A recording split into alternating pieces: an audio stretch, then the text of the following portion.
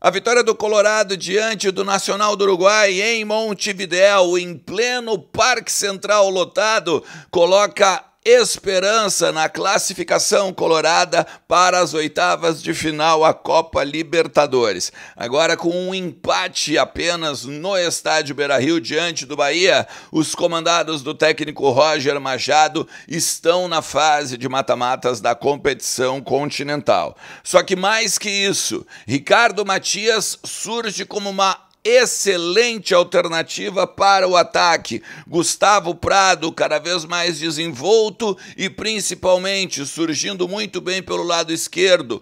Os três volantes com ainda a desconfiança, mas apresentando algumas virtudes e principalmente a vitória longe do Beira-Rio e a diminuição da pressão pelos maus resultados recentes da equipe de Roger Machado. Eu tenho bastidores desde Montevidéu, mas principalmente sobre como o Inter enxerga essa continuidade antes de enfrentar sua decisão pelo campeonato, que é talvez a grande obsessão colorada. A gente vai falar sobre tudo isso, então tu sabe.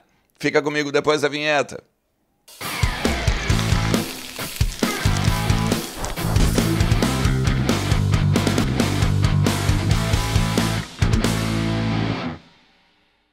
Fala Colorado, fala Colorada, como é que vocês estão? Tudo certo? Tudo beleza? Bora falar do Internacional, atualizar as informações do nosso clube e entender um pouquinho do que está acontecendo nos corredores do Beira-Rio, CT Parque Gigante, Namorada dos Quero-Queros, que é a casa da nossa base lá em Alvorada, tudo sobre o Inter, a gente vai encontrar nos conteúdos aqui do canal. Fica comigo até o final do vídeo, te inscreve também para a gente seguir batendo as metas de tempo em tempo, né? E chegar em dezembro com 70 mil inscritos, que é o que nós planejamos juntos agora em 2025. KTO.bet.br é minha parceira aqui do canal e, claro, ela tá te esperando porque ela também quer ser a tua casa de apostas. Entra lá, te registra para dar uma brincada, quem sabe tu te torna o maior palpiteiro do Brasil com a Liga do Milhão. Então vai, aproveita e lembra sempre, é um ambiente para maiores de 18 anos e também brinca com responsabilidade e moderação.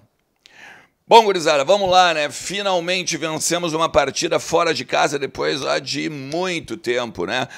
Não ainda, talvez, afastamos o fantasma dos três volantes, mas já dá para ter um entendimento que tem algumas coisinhas importantes nesse tipo de escalação. E mais, tá? O Roger surpreendeu.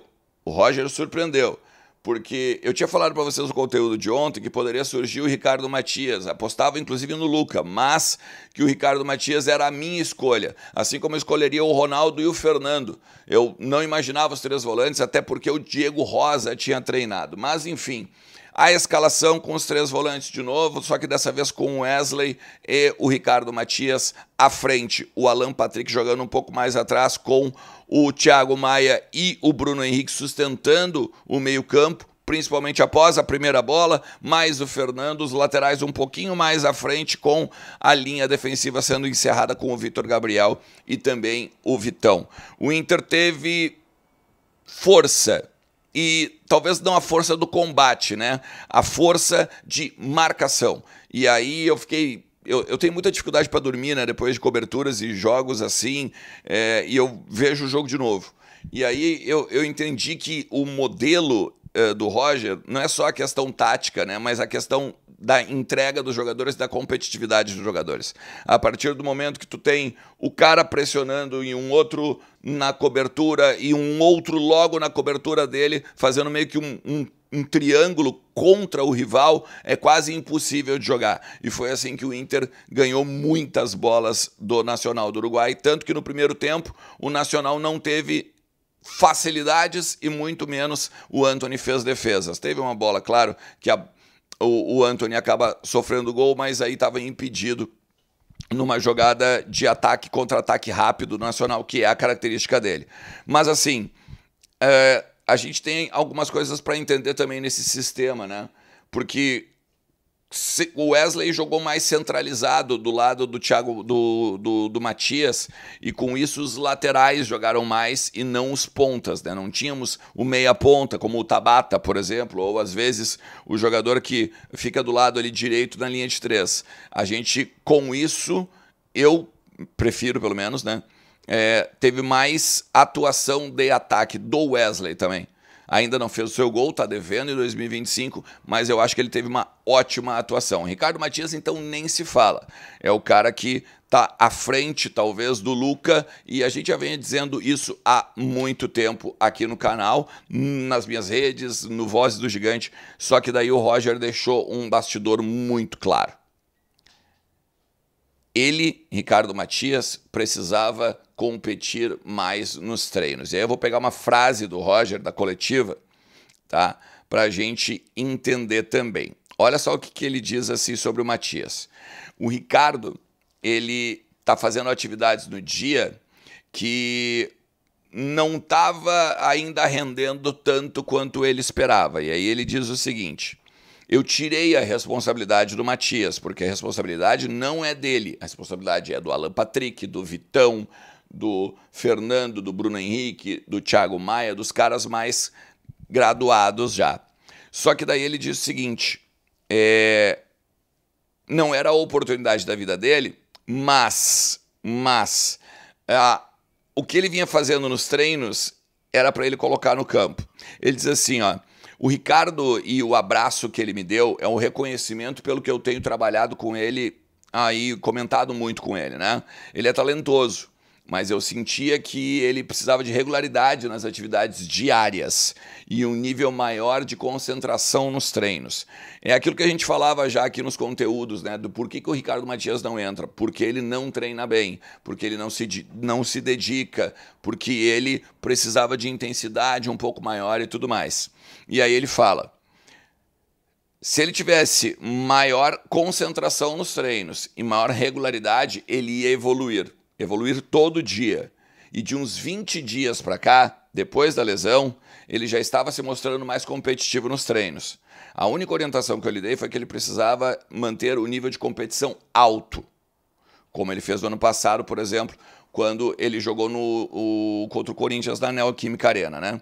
E aí os meninos são importantes, mas eles não têm que assumir nenhuma responsabilidade. Isso diz para o Gustavo Prado também, isso diz para o Luca também, pode ser o Gabriel Carvalho ou outros que venham a jogar. Luiz Otávio, ele já deu chance também para o Iago Noal, enfim.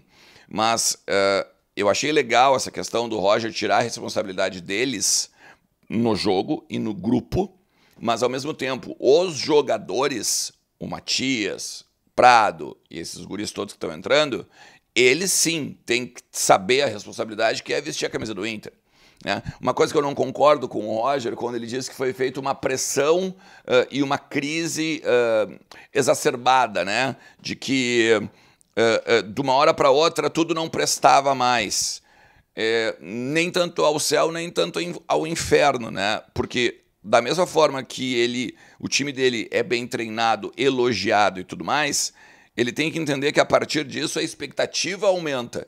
E ele mesmo, em cima do próprio trabalho, faz com que a crítica e o elogio sejam maiores.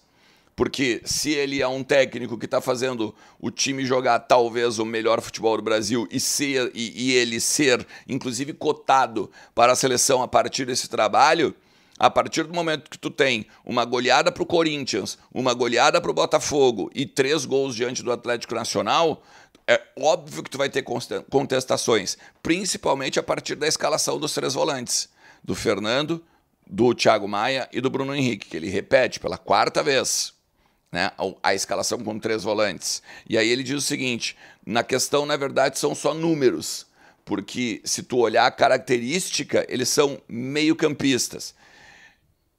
E sim e não, né? Porque, na verdade, a gente entende como a posição. Mas, por exemplo, as investidas do Aguirre foram cobertas pelo Bruno Henrique. As investidas do Bernabé eram cobertas ora pelo Wesley, ora pelo Thiago Maia. Ainda assim, a gente não tinha ponteiros, então precisava dos laterais. Aí os dois volantes fizeram a amplitude no meio. Dessa vez funcionou. A intensidade na marcação funcionou. Mas eu não tenho certeza se o Inter consegue, por exemplo, manter essa intensidade de marcação ao longo de toda a sequência de jogos. Principalmente porque há um calendário muito forte. Seja agora no primeiro semestre, seja no segundo. O Inter agora, por exemplo, parte para jogar contra o Mirassol em casa, depois vai a Santa Catarina para enfrentar o Maracanã pela Copa do Brasil, ainda vai ao Nordeste pegar o Sport e depois vem pegar o Bahia. Numa situação, claro, que um pouco mais, entre aspas, confortável na tabela, um empate já basta, mas mesmo assim o Inter precisa do primeiro lugar do grupo. A tabela ficou assim, ó, tu já deve ter visto, claro, mas não custa a gente colocar aqui. O Atlético Nacional ainda é o primeiro, com 9 pontos. Depois o Inter com 8, o Bahia com 7 e o Nacional tá fora. O Nacional tá eliminado, não tem mais nenhuma chance. Talvez um playoff de Sul-Americana, que possa fazer uma competição maior no jogo contra o Atlético Nacional. Mas os dois jogos são iguais, né? São no mesmo dia e na mesma hora. Dia 28 de maio, quarta-feira, às 19 horas. O Inter vencendo passa o Nacional, desde que ele não vença o jogo, ele Nacional. Porque daí iria a 12 pontos, passaria o Inter, que teria 11 a partir de uma vitória do Bahia. Empatar com o Bahia faz o Internacional ir a 9, e o Inter ainda poderia ser o primeiro do grupo, desde que o Nacional do Uruguai vencesse o Atlético. Só que daí tem também umas questões ali envolvendo os gols marcados e tal, porque não é só o saldo, né? Ainda tem um retrospecto. Cara, é complicado esse negócio da tabela. O que interessa é o seguinte, tá? Do regulamento, perdão. O que interessa é que o Inter pode ser o primeiro do grupo, principalmente se fizer o dever de casa, que é o dever de casa que tá faltando pro Inter, né? Por exemplo, bota mais 2 pontos aí do Nacional do Uruguai, que o Inter perdeu, daria 10 e estaria em primeiro do grupo. Se tu chegou até aqui, te agradeço demais. O que tu achou dos guris, do Ricardo Matias? O que tu achou do jogo? Vamos trocar uma ideia nos comentários ao longo de todo o dia. A gente vai se falando. Forte abraço. Tchau.